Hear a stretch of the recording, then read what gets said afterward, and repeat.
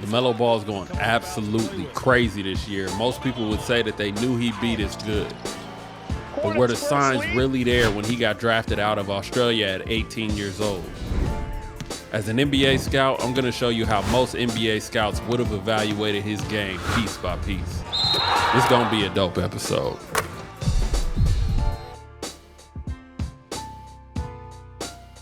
What's up, everybody? It's Anthony Goods, a Stanford gentleman turned NBA scout, and I'm back like I left something.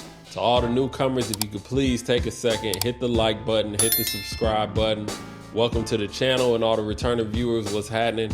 You already know what time it is. Today, I got another evaluation for y'all. We're going to be talking about LaMelo Ball. LaMelo came overseas to Lithuania at just 16 years old in 2018.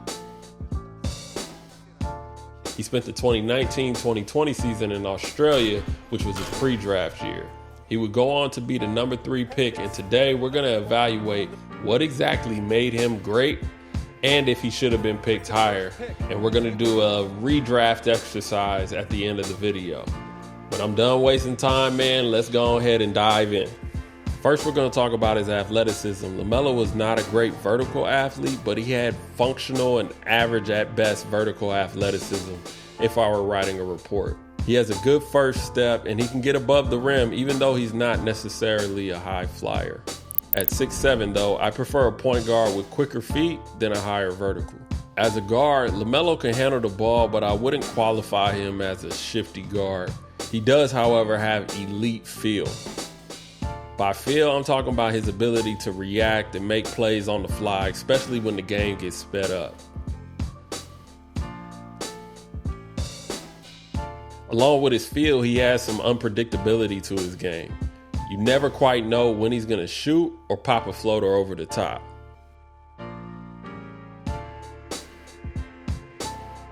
Staying on the topic of floaters, LaMelo is an exceptional floater shooter.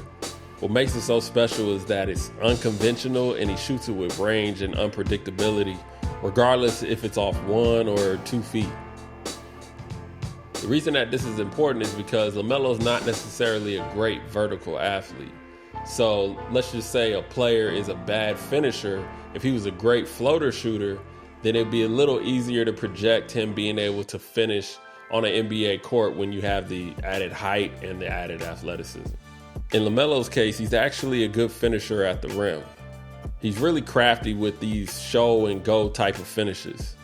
It's a very effective way to finish. It's kind of like ball faking before making the pass.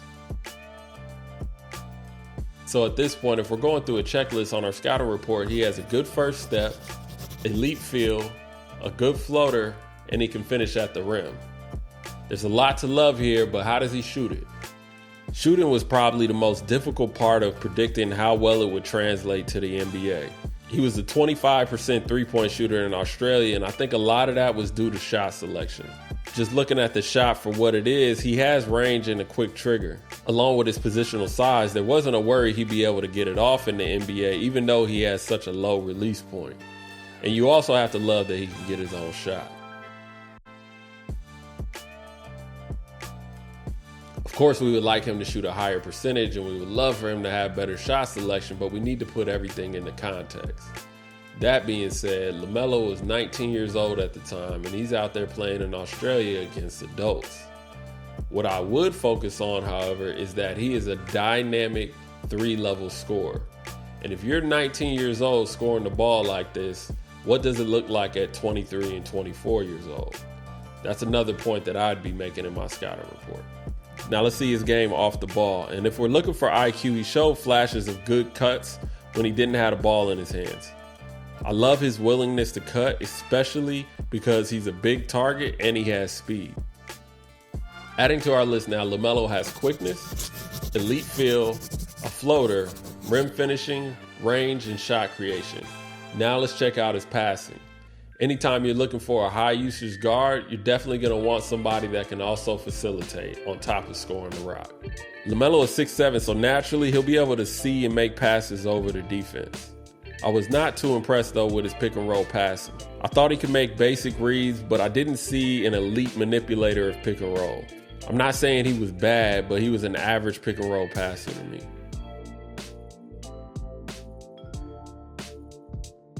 Where he was very good was as a penetration passer. A penetration passer is somebody that can find passes from their penetration and read rotations on the fly. There's a lot of value in this for his game because he likes to get downhill. His feel showed in his passing too. Watch the foot of the low man. As soon as he steps up, the ball is out of LaMelo's hands. Timing, delivery, and creativity of some of these passes confirmed his 6 assist average was real and would translate to the NBA.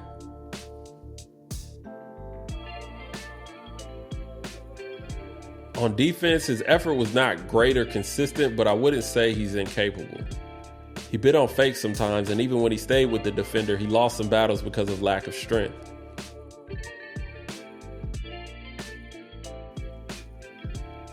He was more impactful when he was off the ball, so he could use his feel and anticipation to make plays. He had a great feel for stealing kick-ahead passes on a change of possession.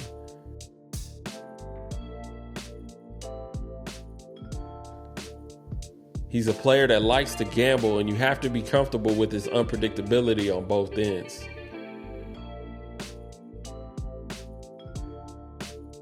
The important thing is that he's making some kind of impact.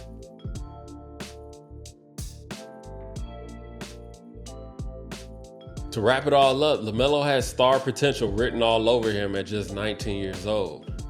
In every scouting report we write, there's usually a conclusion section, and if I were writing in this conclusion section, one thing that I would be sure to point out is that I think his style of play, even though he has star potential, I think his style of play is a little too risky, and that I think it's very important to have the right pieces around him and for him to be inside of a winning culture and locker room.